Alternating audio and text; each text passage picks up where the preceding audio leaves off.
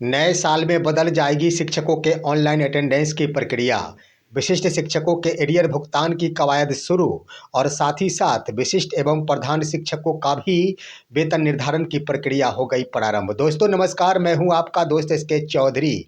नए साल यानी वर्ष 2026 से तमाम कोटि के शिक्षकों की यह ऑनलाइन की अटेंडेंस की प्रक्रिया बदल जाएगी और साथ ही साथ इस वर्ष के समाप्ति यानी वर्ष 2025 के समाप्ति से पहले ही तमाम कोटि के विशिष्ट शिक्षक जिनका बकाया भुगतान है और साथ ही साथ तमाम कोटि के शिक्षक जो कि बढ़ा हुआ वेतन प्राप्ति की ओर है, उन सभी का वेतन निर्धारण की प्रक्रिया भी प्रारंभ कर दी गई है। शिक्षा विभाग के दिशा निर्देश के आलोक में जिलों के द्वारा ये तमाम प्रक्रियाएं प्रारंभ कर दी गई है। आइए दोस्तों, आज के इस वीडियो में हम चर्चा करते हैं कि आखिर क्या कुछ नया बदलाव होगा शिक्षकों के ऑनलाइन अटेंडेंस की प्रक्रिया में और साथ ही साथ आखिर विशिष्ट शिक्षकों के एरियर भुगतान के क्रम में और साथ ही साथ वेतन निर्धारण के क्रम में कौन सी प्रक्रियाएं अपनाई जा रही है, इस पर विस्तार पूर्वक चर्चा करते हैं। लेकिन इससे पहले अगर आपने अभी तक हमारे इस चैनल सुसत्य वचन को सब्सक्राइब नहीं किए होंगे तो कृपया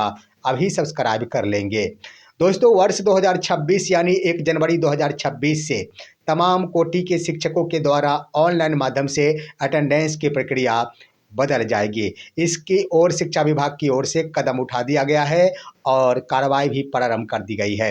दोस्तों, जो प्रक्रियाएं अपनाई जाएगी उसके अनुसार शिक्षा विभाग को अभी तक लग रहा है कि शिक्षकों के द्वारा भले ही अपने ही मोबाइल से अटेंडेंस बनाया जा रहा है, परंतु जालसाजी भी जरूर की जा रही है। यानी शिक्षा विभाग का मानना है कि एक शिक्षक के द्वारा दूसरे शिक्षक का आज की तिथि भी अटेंडेंस बना दिया जा रहा है। उनका वो तस्वीर जो पूर्व से संग्रहित रहता है उसे ही अपलोड कर दिया जाता है और शिक्षक के अटेंडेंस के सामने उनकी तस्वीर आ जाती है। लेकिन इस पर विराम लगाने के लिए और उन शिक्षकों की सही पहचान हेतु अब शिक्षा विभाग के द्वारा ई शिक्षा कोष पोर्टल जो सॉफ्टवेयर है, ऐप है, उसमें बदलाव किया जा रहा है। बदलाव के क्रम में दोस्तों बड़ी बात यह है कि अब अटेंडेंस बनाने के संबंध में शिक्षकों को संभवतः ये प्रक्रिया अपनाई जा रही है कि अपना अपना मोबाइल उपयोग करना बंद करना होगा।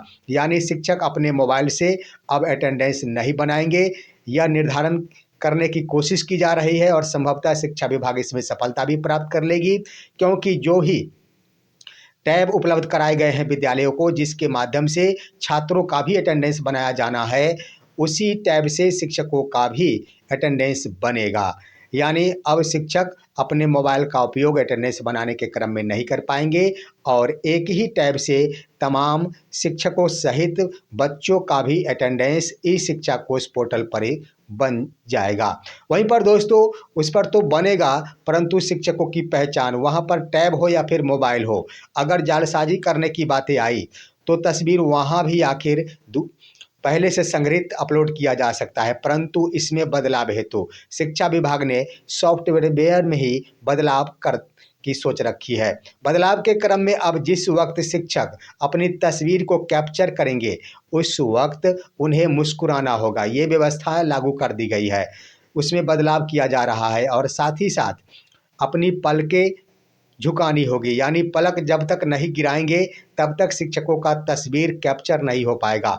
यानी हर हाल में शिक्षक जो ही वहां पर उपस्थित होंगे उन्हें मुस्कुराना होगा। टैब के कमरे पर उपस्थित होकर मुस्कुराते हुए जो ही वो अपनी आंखों के पलक झपकाएंगे उनकी तस्वीर कैप्चर हो जाएगी और वहाँ पर हाथ या फिर टच करने की आवश्यकता नहीं पड़ेगी। इससे होगा क्या, वास्तविक जो तस्वीर है वही कैप्चर हो सकेगा और पहले से किया गया तस्वीर अपलोड नहीं किया जा सकेगा, क्योंकि तस्वीर अपलोड करने की व्यवस्थाएं ही नहीं रह पाएगी। तो इस तरह से दोस्तों यहाँ पर बड़ा बदलाव किया जा रहा है और साथ ही साथ बड़ी बात कि टोपी लगाए हुए अगर कोई शिक्षक होंगे तो टोपी लगाए हुए शिक्षक का वो तस्वीर किसी भी सूरत में कैप्चर नहीं हो पाएगा। टोपी हर हाल में हटाना होगा और साथ ही साथ सामने से आकर ही कैप्चर करना होगा। अगर तिरछे रूप में शिक्षक बैठे हैं और वो चाहेंगे कि तिरछे रूप में बैठकर ही अपनी तस्वीर को कैप्चर कर ले तो वो असंभव दिखेगा। यहाँ पर सामने बैठकर ही या फिर खड़े होकर शिक्षकों को अपना तस्वीर कैप्चर करना होगा। तो इस तरह से ये प्रक्रिया है। साथ ही साथ ये तमाम प्रक्रियाएं बच्चों के लिए भी लागू होंगे। जो भी छात्र के अटेंडेंस बनेंगे टैब के माध्यम से, उन्हें भी इसी तरह की प्रक्रियाओं के तहत अटेंडेंस से गुजरना होगा। और ऐसे अटेंडेंस से जहाँ पर शिक्षकों के फर्जीवाड़े पर विराम लगेगा, वहीं पर विद्यालय प्रधानों के द्वारा जहाँ कहीं भी आखिर छात्र संख्या में बढ़ोतरी की जा रही है, उस पर भी विराम लग सकेगा। और हकीकत जो छात्रों की उपस्थिति होती है वही सामने उभर कर आएगा और जालसाजी के रूप में छात्र का भी अटेंडेंस नहीं बन पाएगा। ऐसे में बिहार सरकार की शिक्षा विभाग यह जानना चाहती है कि वास्तविक रूप में विद्यालय में आखिर छात्रों की उपस्थिति क्या रहती है। इससे होगा क्या कि शिक्षकों की भर्ती की प्रक्रिया में जहाँ कहीं भी ज़्यादा शिक्षक नियुक्त हो गए हैं, वहाँ से शिक्षकों का समांजन किया जा सकेगा। और साथ ही साथ बच्चों की तुलना में शिक्षकों की बहाली पर भी विचार और मंथन करेगी शिक्षा विभाग। तो इन तमाम आंकड़ों के उपरांत आखिर शिक्षा विभाग की दशा और दिशा 1 जनवरी 2026 से बदलने वाली है। वहीं पर दोस्तों, वर्ष 2025 समाप्ति की ओर है। दिसंबर महीना प्रारंभ है, लेकिन शिक्षा विभाग की ओर से यह रणनीति बनाई गई है कि हर हाल में विशिष्ट शिक्षक जिन्होंने योगदान कर रखी है, उनका जो ही बकाया है उसका भुगतान हो जाना चाहिए। इसके लिए तो दिशा निर्देश VC के माध्यम से दे ही दिया गया है कि 6 दिसंबर तक हर हाल में सभी विशिष्ट शिक्षकों का बकाया भुगतान कर देना है। इसके लिए कवायद भी प्रारंभ कर दी गई है। सबसे पहले तो मैंने बता दिया था कि अररिया जिले के द्वारा पत्र बीते कल ही जारी कर दिया गया था। उसमें शिक्षकों के बकाया संबंधी प्रपत्र पर हस्ताक्षर करते हुए डिमांड की गई थी।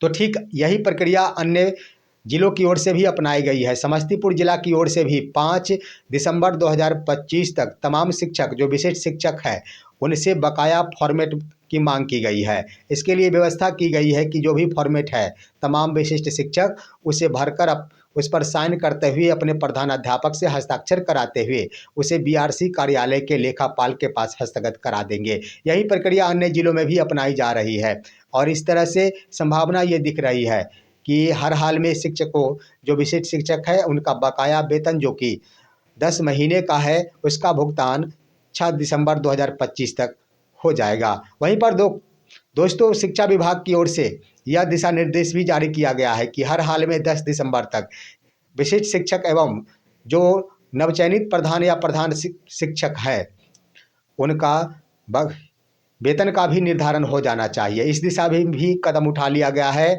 और औरंगाबाद जिला की ओर से एक पत्र जारी करते हुए प्रधान शिक्षक एवं प्रधानाध्यापकों के लिए वेतन निर्धारण संबंधी फॉर्मेट भी जारी कर दिया गया है। हालांकि अन्य जिलों से अभी तक फॉर्मेट जारी करने संबंधी बातें सामने उभर कर नहीं आई है। इससे पहले ही कई जिलों की ओर से जारी किया जा चुका है। कई जिलों में फिक्सेशन भी हुआ था, परंतु इस पर रोक लगा दी गई थी।